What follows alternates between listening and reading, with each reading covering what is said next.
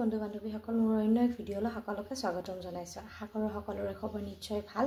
আজি এটা মই সুন্দৰ ৰেচিপি লৈ আহিছোঁ, সেইটো হ'ল জাহাজী কলৰ চিপছৰ ৰেচিপি। তেতিয়াহ'লে আহকচোন চাওঁ মইনো ঘৰতে কেনেকৈ চিপছ তৈয়াৰ কৰিলোঁ, সকলোৱে চাওঁ আহক।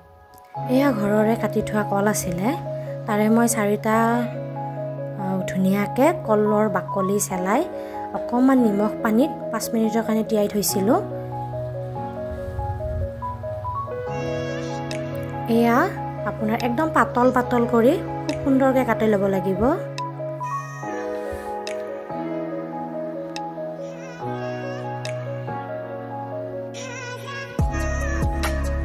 এয়া মোৰ কাটা হৈ গ'ল। এতিয়া কেৰাহী এখন মই পাতি দিছোঁ,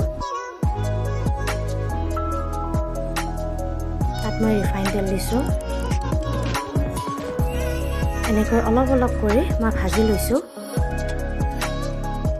ভাজি লোৱা সময়ত কিন্তু গেছৰ জুইটো একদম ল' ফ্লেমত দিব লাগিব।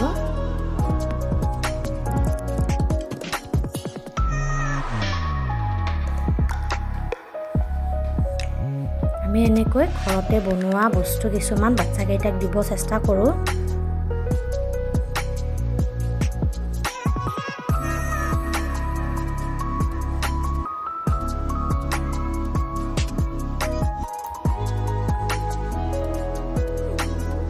ফালে মোৰ ভজা হৈ গ'ল।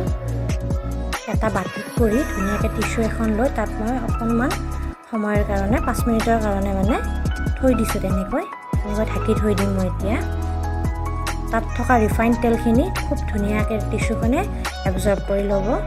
এতিয়া মই 2টা চিপছৰ পেকেট লৈছোঁ। চিপছৰ পেকেট 2টা এটা কাৰণতে লৈছোঁ, সিহঁতে আকৌ চিপছৰ পেকেটত ভৰাই দিলে খুব সুন্দৰ কৰি চিপছখিনি খায়। এয়া মই ইয়াত চাট মছলা ছটিয়াই দিছোঁ।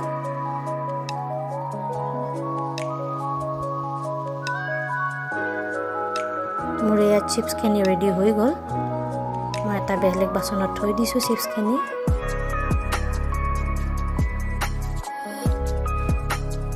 এয়া দেখিছেনে কি যে আনন্দ পাইছে, ইহঁতে চিপছ খাবৰ কাৰণে ৰখিয়ে আছে।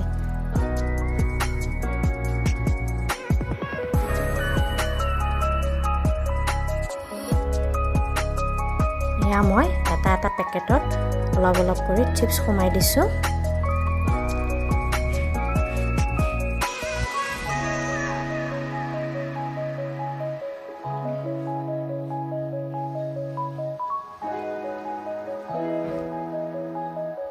ইহঁতে আকৌ চিপছ এনেকৈ ডাইৰেক্ট দিলে নাখায়, চিপছৰ পেকেটটোত ভৰাই দিলে খুব সুন্দৰ কৰি খাব।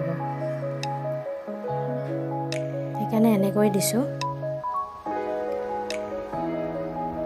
এয়া চাওকচোন খুব সুন্দৰ কৰি ইহঁতে খাব আৰম্ভ কৰি দিছে। যদি ভিডিঅ'টো চাই ভাল পায় সকলোৱে প্লিজ লাইক, শ্বেয়াৰ, ছাবস্ক্ৰাইব এটা কৰিব নাপাহৰিব।